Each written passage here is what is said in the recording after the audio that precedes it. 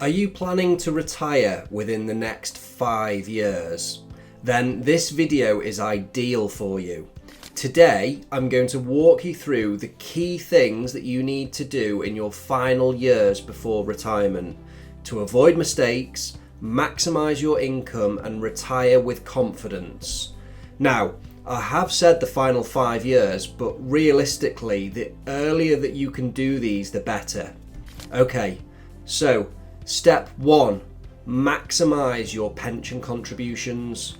One of the smartest steps you can take in your final year is to maximise your pension contributions. If you're earning £100,000, you may be able to contribute the entire amount into your pension and receive tax relief at your marginal higher rate.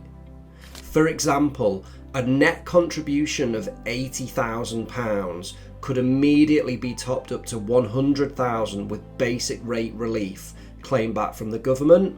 Then you could still reclaim the higher rate tax relief later, giving your pension a serious boost at just the right time.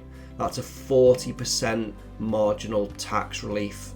You will need to check your own personal allowance to work out what you're allowed to contribute based on your own circumstances. Number 2, review your pensions. Next, take time to review all of your pensions over your working life. It's common to have built up several.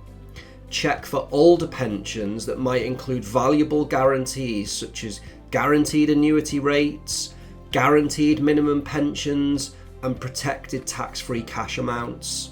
These features can be really valuable, and it's important not to give them up without understanding what you're losing. Some older pensions may also not allow for flexible drawdown.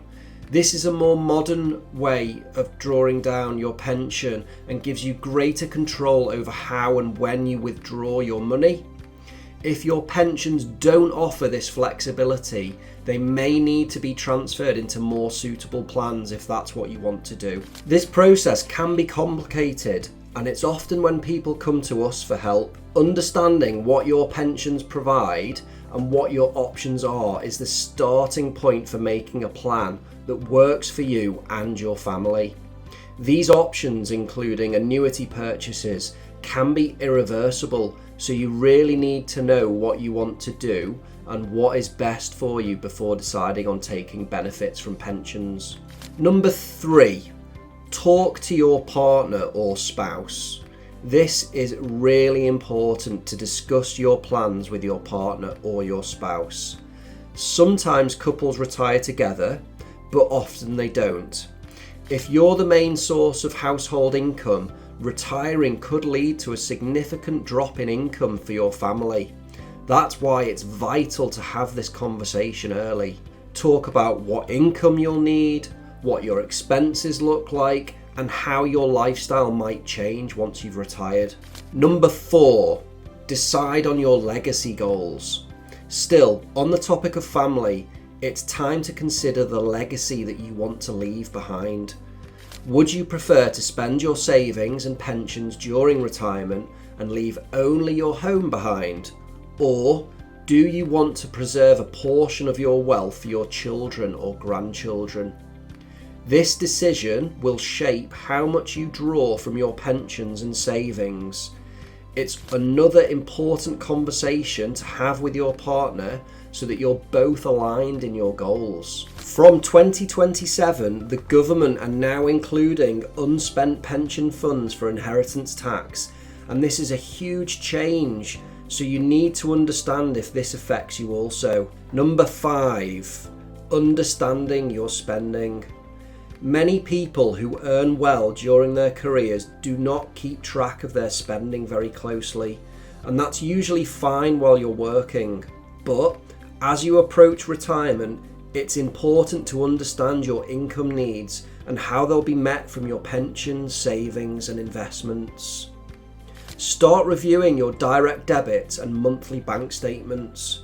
Work out what you spend each month and where your money goes, and you may even find a few direct debits that you can cancel. Don't forget those irregular expenses either. These are things like holidays, home improvements, or gifts to children and grandchildren. These need to be included in your retirement plan, and we often find that these are not accounted for but are really important for living a good and full life. Number 6, prepare emotionally for retirement. Finally, let's talk about something that's often overlooked: the emotional preparation for retirement. Many people have built their identity around their careers, and letting go of that can be more difficult than expected. A phased retirement plan can help ease that transition. A good option that we often recommend for some of our clients are to start by taking 1 day off per week and using that time for hobbies or interests. Once you're comfortable, you can reduce your working days further, and this gradual shift helps you build a routine beyond work and gives you structure to your week. We've seen this work really well for clients who want to ease into retirement rather than just jumping straight in. Retirement is a major life transition, and it deserves proper planning, both financially and emotionally. If you follow the steps we've discussed today, you'll be in a strong position to start planning when to retire with confidence and clarity. If you found this helpful, consider subscribing for more insights on how to plan your retirement. And if you're ready to take that step and want some help mapping all of this out, feel free to get in touch. We'd be happy to help, and our first meeting is always complimentary. Thanks for watching, and we'll see you in the next video.